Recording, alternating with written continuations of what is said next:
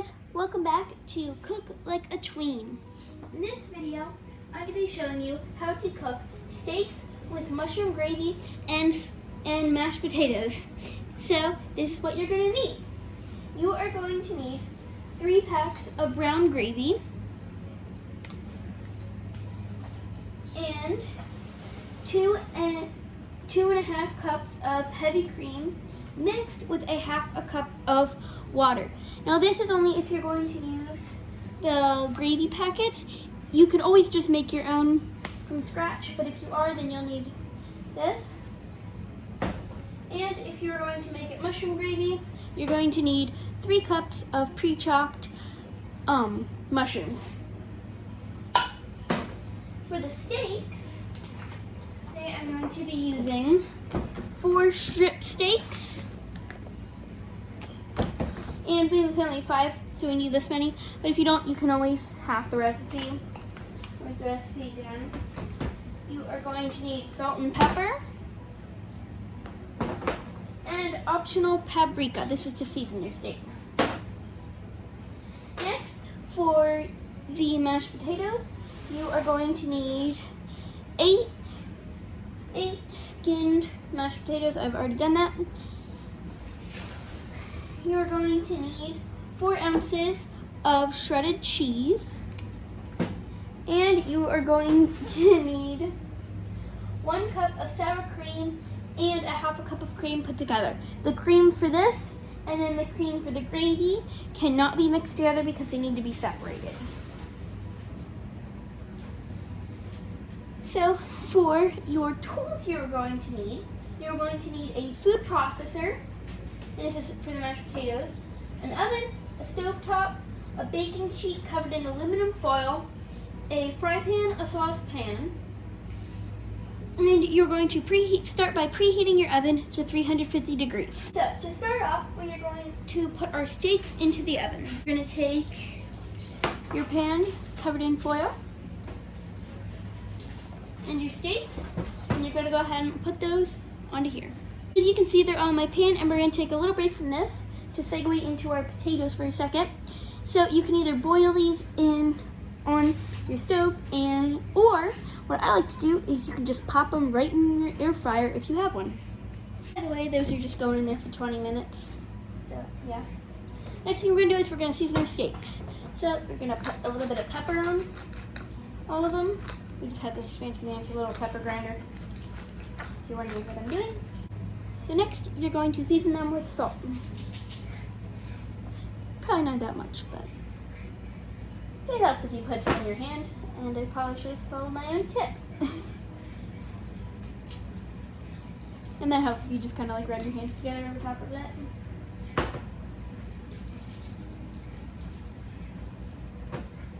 One more to go.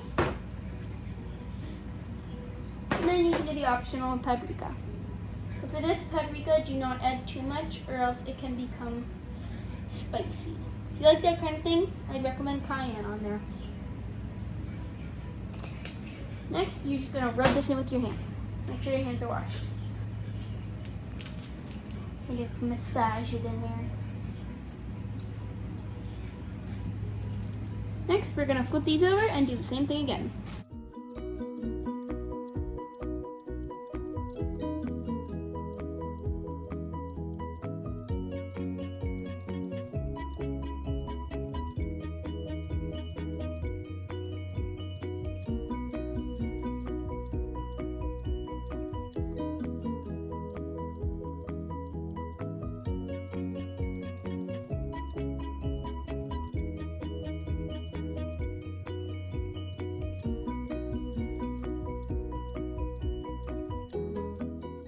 You're going to stick these in your preheated oven, and you're going to start them out for 20 minutes at 350, and then you should check them every 10 minutes after that, or 5, until they get up to 160 degrees Fahrenheit for medium steaks.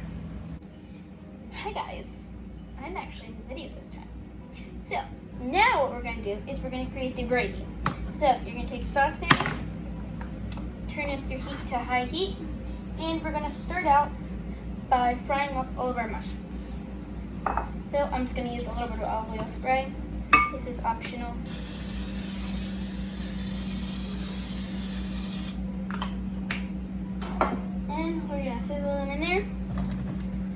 they start to become fragrant and brown.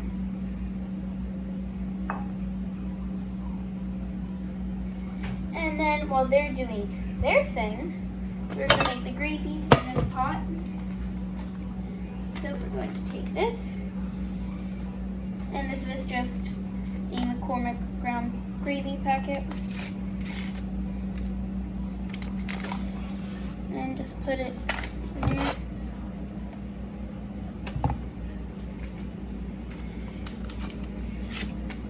And this gravy is to just put on top of the steak.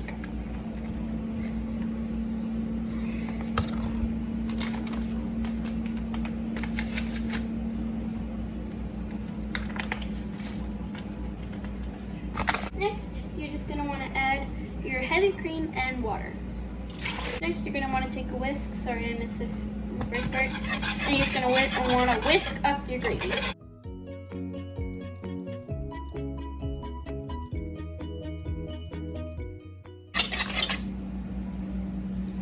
Then you're just going to go ahead and put it on low heat while these are cooking.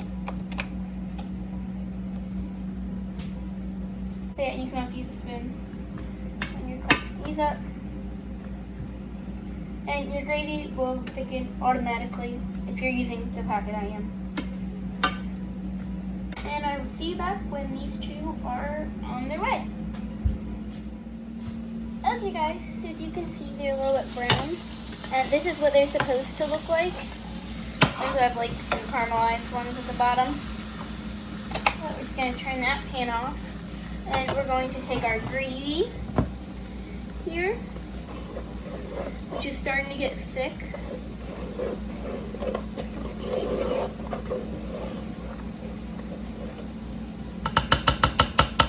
Just to let you know, the packet actually says to add a little bit of water. Add the water instead of the cream. So if yours is not thickening up, it's still pretty watery. And then you can add a little bit of flour, like a tablespoon of flour, and then that should thicken it up pretty quickly. But we're gonna go ahead and add our mushrooms into our gravy. And then, like I said before, because mine's not thickening up, I'm gonna go ahead and add a little bit of flour. Product, you won't taste the flour. But then you just want to start mixing it up and using your whisk to whisk it and just constantly do it, because it'll thicken up pretty fast. We're just going to let that sit over here on medium heat, and we're going to move on to our mashed potatoes. Okay guys, so what you're going to need for the next step is you're going to need your cooked potatoes. I have mine in here. And you're going to need your half block of cheese, your 4 ounces, your sour cream and cream, and I just had a knife to cut this in half. And for your food processor, you're going to need, mine's just a KitchenAid food processor. We have the bin in there. And my hack for doing the cheese, so then you don't have to grate it by hand, use a grater attachment. Put it in there, because by the way, these are cheesy potatoes. Put this in there. And before you put potatoes in there, you can go ahead and grate up the cheese.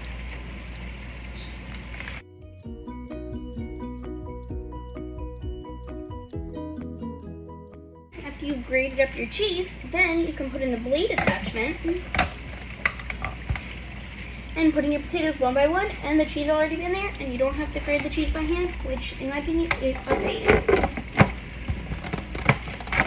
So at this point, my food processor kind of decided not to work because there was too much overload in it. So what you do then, you take out your attachment in the middle,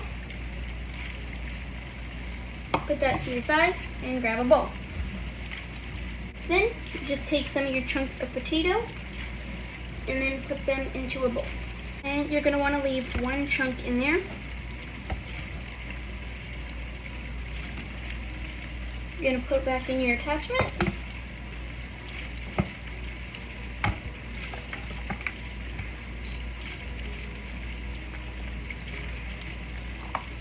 Put on the lid and turn it on. And then this time, instead of putting them all in there, just waiting a little bit. Then you can introduce them one by one after one is fully done, and then you'll get this. So I'll be back when this is all done. So another option is if you've already taken out all your potato chunks and your food processor still isn't really working, it might just be because of the cheese that is having trouble running. So at that point, you just want to go ahead and put in your cream and sour cream.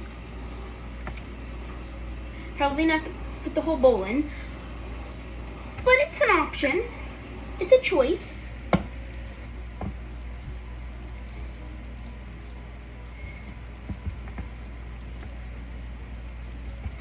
And then you're going to want to mix this up. Also, if you know that it's having trouble, you can take one of these thingies that you take to like cut stuff in. Or you can also take a potato masher and cut up your potatoes before you put them into your mix. So as you can see after that, it worked. And your almost final step is to taste it.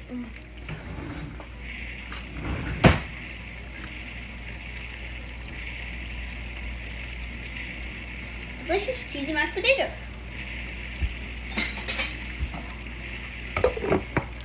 And if you think it needs a little bit of salt and pepper, add a little bit of salt and pepper. And we'll update on my gravy. Completely thickened and done. And I'll be back when my steak is all done. Okay guys, so this is how the steaks turned out. And I'm going to go show you how I put them on the plates. And I also made some Brussels sprouts to go with our dinner. All I did was put some oil and half Brussels sprouts in the pan and fried them up.